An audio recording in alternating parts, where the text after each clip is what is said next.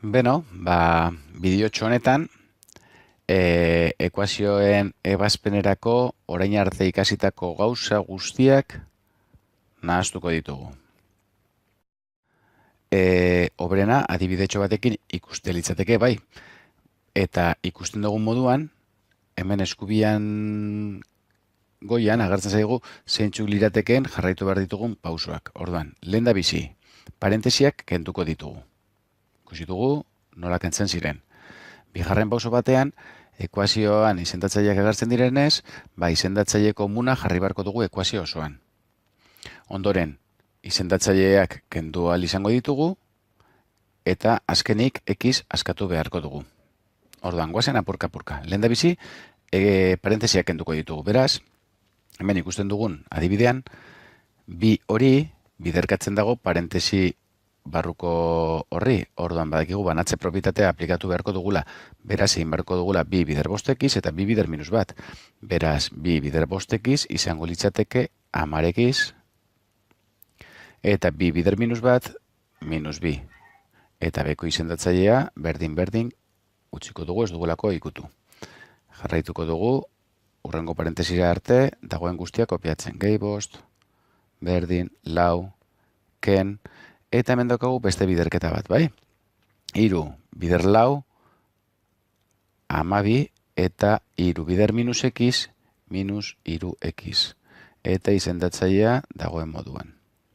Behin, parentesiak kendu ditugula, bigarren urratza, izendatzaile komuna jarri behar du diogu ekuazioko gai guztiei. Bai, kasu honetan, hiru eta biren artean, multiplo komun txikiena 6 litzateke, beraz, ekuazio osoan, ekuazio osoko gai bakoitzari 6 jarriko diogu izendatzaile moduan. Orduan, lehenengo zati hau 6, hori ere, bigarren elementu hori ere 6 jarri beharko diogu izendatzailean, honi ere bai, eta azkenengo honi ere bai.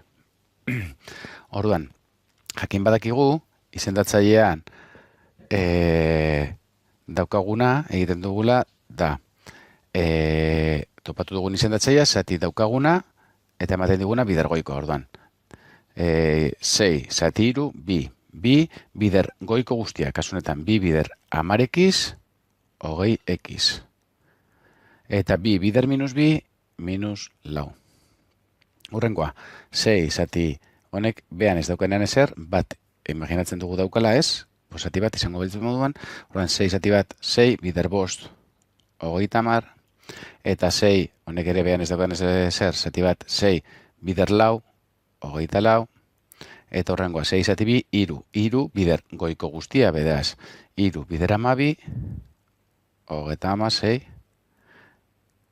eta iru bider minus iru x, minus bederatzi x. Behin, izendatzaileak ekuazio osoan jarrita ditugunean, kendu ditzazkegu, bai, simplifikatu dezakegu horrela gure ekuazioa. Orduan bakarrik geratuko litzaidake goiko gai guztiak. Orduan, goazen, gai guzti horiek adieraztea, kontuz ibilita ikusiko duzuen moduan hemen minus ikur honekin, bai, amaierako, horren ikusiko duzu. Orduan, hogei x-ken lau geratuko litzaidake, gehi 30, berdin, 24, eta esaten ditzuena, minus ikur honek zatiki guztiari eragiten ari dio, beraz, guztiari ikurraldatu beharko diot, minus 36 hau bihurtuko da, minus 36, eta minus honek ere eragiten ari dio, ez minus bederatzi x, hau bihurtuko da, plus bederatzi x. Eta orain, x askatu beharko dugu, horretarako badakigu, x daukaten gai guztiak lehenengo atalera pasatuko ditugu, adibidez, eta gai askeak edo x ez daukatenak eskumaldera, orduan. Ezkerraldean, hemen, hogei x hor zegoen, hor utziko dugu, eta bederatzi x hau ekarri beharko dugu. Beraz, gehitzen dagoenez, alde honetara kentzen pasatuko litzaidare. Vale, berdin, ez dago x gehiago, orduan, eskumaldean daukagu 24, ken 36, eta ekarri beharko dugu beste aldean daukagu minus lau hau gehitzen orduan pasatuko litzatekela, eta plus 30 kentzen pasatuko litzatekela. Orain, hogei x ken, bederatzi x, 11x da, eta beste eragiketa batuk eta guzti hau eginda, honek ematen digu minus hogeta amazortzi. Beraz, X ja, askatu dezakegu, 11 hori biderkatzen dagoena bestaldera zatitzen pasatuz. Beraz, geratuko litzaiguke minus hogeta amazortzi zati 11. Hau izango litzateke, ebasteko prozedura egokia. Nik gomendatzen dizuedana, bai, pauso hauek jarraitzea. Beste hause, bale? Berdin, lehenengo parentesiak enduko ditugu. Lehenengo gaian ez dago parentesirik, beraz, 5x zati lau geratuko litzaidake, orain daukagu ken, eta 3 hori biderkatzen parentesi oso bati. Beraz, biderkatu beharko dio lehenengo gaiari eta bigarren gaiari. Eta nola kasu honetan, gai bakoitza dira zatikiak. Orduan, biderketak, badakigu, zenbaki eta zatiki baten artean egiten dela, goikoa goikoarekin biderkatzen dela, eta bekoa bekoarekin. Orduan, 3 honek biderkatzen ari dio goiko guztiari. Eta bostari, 3ak bat daukanez behan, bat bider bosta geratuko litzadake dagoen moduan. Orduan, 3koa biderkatzen dagoenez, goiko guztiari biderkatzen dio. Orduan, geratuko litzaidake, ikurra ez dut aldatuko rendik, minus horretxiko dut, biderkatuko dut bakarrik 3a. 3 bider goiko guztia, beraz, 3 bider x, 3x. Eta 3 bider bi, 6.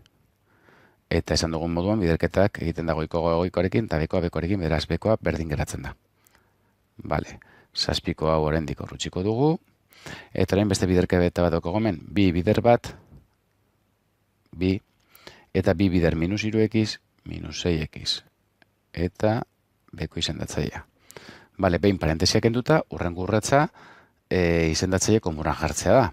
Beraz, 4, 5 eta 6ik aman komunean daukaten izendatzailea edo MKT, kasu honetan, 60 da, bai? Orduan, gai guztiei jarriko diogu izendatzaile moduan, 60 honi ere 60, 7ko honi ere 60, eta amaierako honi ere 60. Eta orain goaz egitera, zenbakitzaileak abertze garatzen zaigun, bale? Orduan, egiten dena da, topatu dugun izendatzailea, zati daukaguna, eta ematen duguna bidergoikoa. Orduan, 60 zati lau, 15 bider bost x, 75x. Urrengoa, 60 zati bost, 12. 12 bider goiko guztia, beraz, 12 bider 3x, 36x, eta 12 bider 6, 72. Bale, urrengoak ez daukan ez ezer izendatzailean, 60 bider 7, 220. Urrengoa, 60 zati 6, 10 bider goiko guztia. Beraz, 10 bider bi, 20, eta 10 bider 6x, minus 60x, bale? Bale, behin izendatzailea ekuazio osoan daukagunean, simplifikatu ditzaskegu, kendu ditzaskegu beraz, eta geraituko litzaiguke 75x, eta kontuz hemen beti bezala. Zatiki honen aurrean minus ikur hau daukat. Minus ikur honek goiko guztiari eragiten ari dio. Beraz, goiko guztiari ikurra aldatuko diot.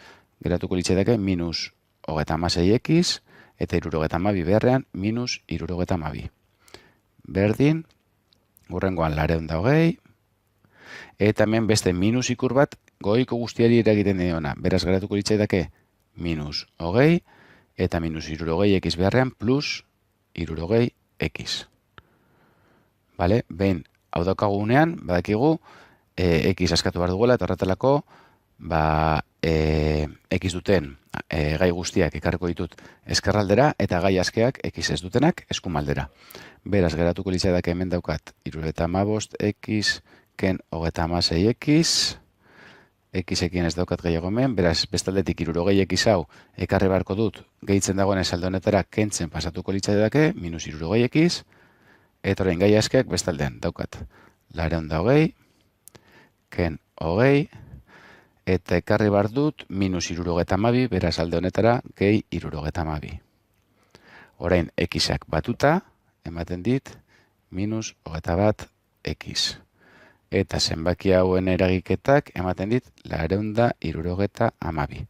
Beraz, x askatu behar dudanez, minus 21 hau bestaldera pasatu behar dut, baina kontuz, ez dago kehentzen. askoten egiten duzuen akatsa, bale? Minus hogeita bat hau dago x-eri biderkatzen. Bai? Orduan, beste aldera pasatzen da, zatitzen. Orduan, geratuko ditzaidake, 972 zati minus hogeita bat. Eta dakigun moduan, minus ikur hori ere goian jarri daiteke, ez? Emaitza berdina delako, inkluso zatikiaren aurrean jarri daiteke, hiru adierazpen hauek gauza bera adierazten dutelako. Bale? Bueno, hauxe izan da, pupurri bat orain arte ikasitako guztiarekin.